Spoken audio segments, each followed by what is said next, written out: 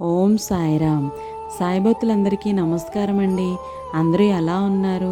ఆ సాయినాథుని కృపా కటాక్షాలు మనందరిపై ఉండాలని మనస్ఫూర్తిగా కోరుకుంటున్నాను.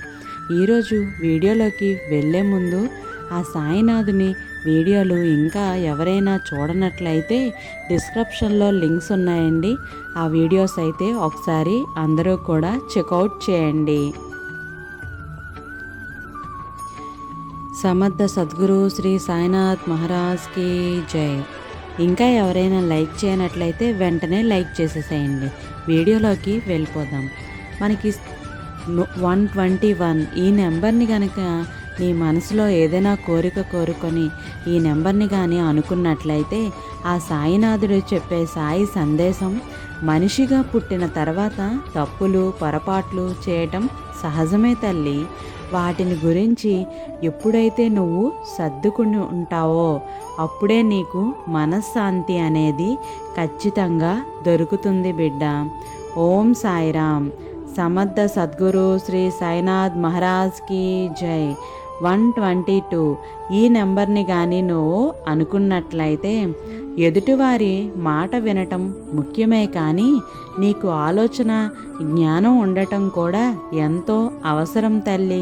లేకపోతే వారి చేతిలో కీలుబొమ్మగా మారిపోతావు. నువ్వు చాలా జాగ్రత్తగా ఉండాలి బిడ్డ. ఓం సాయిరామ్. 124 నన్ను నమ్ముకున్న వారిని నేను ఎన్నడూ నిర్లక్ష్యం చేయను తల్లి. ఒక్కొక్కసారి నేను స్వయంగా రాలేకపోవచ్చు, కానీ దైవం మానుష రూపేణా అని ఏదో ఒక రూపంలో వచ్చి నిన్ను రక్షిస్తాను. ఓం సాయిరామ్. 123 ఈ నెంబర్ని కానీ నువ్వు మనసులో తలిచినట్లయితే సాయినాథుడు చెప్పే అద్భుతమైన మాట, ఇప్పటి వరకు తాత్కాలిక ఫలితం మాత్రమే పొందావు కదా తల్లి, ఇక ముందు క్రమంగా శాశ్వత ఫలితాలను పొందగలవు. సంతోషమేనా తల్లి?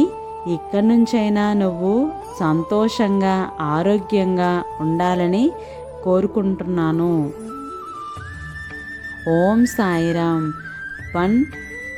125 ఈ నెంబర్ని కానీ నువ్వు తలుచుకున్నట్లయితే ఆ సాయినాథుడు చెప్పే మరొక మంచి మాట, నీకు ఏం కావాలో నాకు తెలుసు తల్లి. ఏ సమయానికి ఇవ్వాలో ఎప్పుడు ఇవ్వాలో కూడా తెలుసు. నీకు సరైన సమయానికి ఇస్తాను. నువ్వు తొందరపడి వేరే ఆలోచనలు వేరే ఇబ్బంది ఏమీ పెట్టుకోకుండా ఉంటావని కోరుకుంటున్నాను. ఓం సాయిరామ్. 126 ఈ నెంబర్ని కానీ నువ్వు తలుచుకున్నట్లయితే సాయి చెప్పిన మాట, జరిగిపోయిన దాని గురించి ఆలోచించటం మానివేసి జరగబోయే దాని గురించి ఆలోచించు తల్లి. ఎప్పుడు ఏం జరుగుతుంది అన్న ఆలోచనే తప్ప భవిష్యత్తు ఎలా ఉండబోతుంది అన్న ఆలోచనలోకి రా. ఓం సాయిరామ్. 127 ఎన్నో సంవత్సరాల నుంచి కూడా నీ కళ నెరవేరుతుంది తల్లి. ఎన్నో సంవత్సరాల నుంచి నువ్వు ఆలోచిస్తూనే ఉన్నావు, ఇంకా ఆలోచిస్తూనే ఉన్నావు. ఇక నువ్వు నీ కళ నెరవేరే సమయం అనేది నీ దగ్గరలోనే ఉంది. సంతోషంగా ఉండు. ఓం సాయిరామ్. 128 ఈ నెంబర్ని కానీ నువ్వు తలుచుకున్నట్లయితే ఆ సాయినాథుడు చెప్పే మరొక అద్భుతమైన మాట, సమస్యలు తొలగాలంటే ఉండాల్సింది ప్రశాంతమైన మనసు, లేకపోతే సమస్య జటిలమైపోతూ ఉంటుంది. అందుకు నువ్వు ఖచ్చితంగా నీ మనసుని ప్రశాంతంగా ఉంచుకోవటానికి ప్రయత్నం చేయు బిడ్డ. ఓం సాయిరామ్. 129 ఈ నెంబర్ని కానీ నువ్వు మనసులో తలుచుకున్నట్టయితే నువ్వు పోయిందని అనుకున్నది ఎక్కడికి పోలేదులే తల్లి, అదంతా తిరిగి నిన్నే చేరుకుంటుంది బిడ్డ. ఓం సాయిరామ్. 130 ఈ నెంబర్ని కానీ నువ్వు మనసులో తలుచుకున్నట్లయితే ఆ సాయినాథుడు చెప్పే అద్భుతమైన మాట, భగవంతుడు నీకు మానవ జన్మనిచ్చాడు, దానిని సద్వినియోగం చేసుకో తల్లి, అంతేగాని దుఃఖంతో చింతిస్తూ కాలం వృధా చేయకు. ఓం సాయిరామ్. ఈ మాట మాత్రం ప్రతి ఒక్క మానవుడికి ఉపయోగపడుతుంది. ఈ వీడియోని మరికొందరు సాయి భక్తులకి చేరవేసినట్లయితే ఖచ్చితంగా ఈ సాయినాథుడు చెప్పిన మాట అనేది ప్రతి ఒక్కరు మానవుడికి ఉపయోగపడుతుందని నేను ఆ బాబాని మనస్ఫూర్తిగా కోరుకుంటున్నాను. ఆయన బ్లెస్సింగ్స్ అనేవి ప్రతి ఒక్కరికి చేరాలని నేను మనస్ఫూర్తిగా ఓం సాయిరామ్, ఓం సాయిరామ్, ఓం సాయిరామ్ అని కామెంట్ సెక్షన్లో కూడా కామెంట్ చేయటం మర్చిపోవద్దు.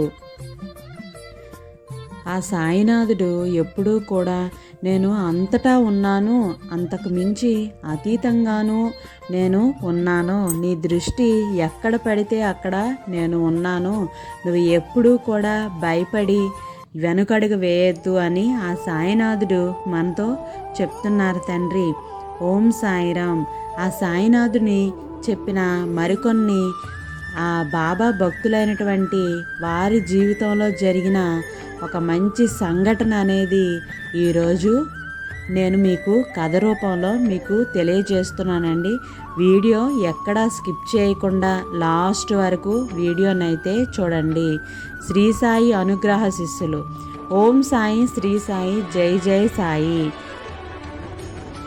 బాబా గారు పరమ భక్తురాలైనటువంటి లలిత అనే ఆమె ఒకసారి మా అమ్మకి ప్లేట్లెట్స్ తగ్గిపోయాయి. అది కాక జ్వరం వలన అమ్మ బాగా నీరసించిపోయింది కూడాను. అప్పుడు అమ్మని హాస్పిటల్కి తీసుకెళ్తే డాక్టర్ 5 రోజులు హాస్పిటల్లో ఉండాలని 5 రోజులు అమ్మకి సెలైన్లు ఎక్కించారు. దాంతో అమ్మకి ప్లేట్లెట్స్ పెరిగి జ్వరం నీరసం తగ్గాయి. అప్పుడు డాక్టర్ అమ్మని ఇంటికి పంపించారు. ఇంటికి వచ్చిన తర్వాత అమ్మకి 2 రోజులు బాగానే ఉంది, కానీ తర్వాత కాలు కడుపు బాగా పొంగిపోయాయి.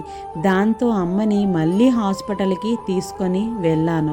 అప్పుడు నేను బాబాకి దండం పెట్టుకొని అమ్మకి మందుల ద్వారా తగ్గిపోవాలి, హాస్పిటల్లో ఉంచవలసిన అవసరం రాకూడదు అని చెప్పుకున్నాను.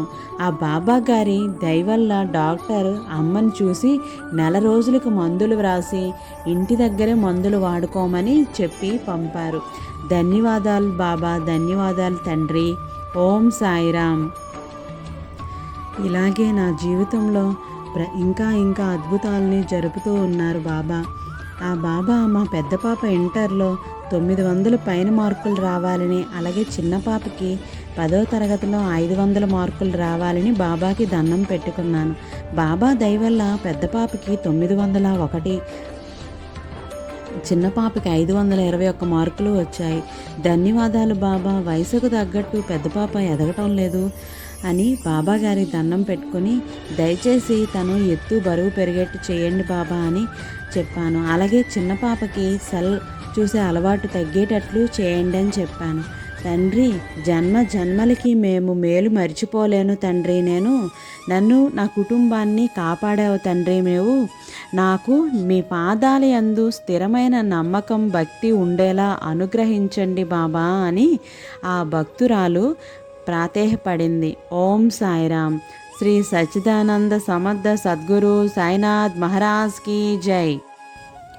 ఇలా ప్రతిరోజు బాబా గారి లీలలు వినాలి అన్నా, భక్తుల యొక్క అనుభవాలను తెలుసుకోవాలన్నా వెంటనే ఈ ఛానల్ని సబ్స్క్రైబ్ చేసుకుని పక్కనే ఉన్న బెల్ ఐకాన్ని క్లిక్ చేయండి.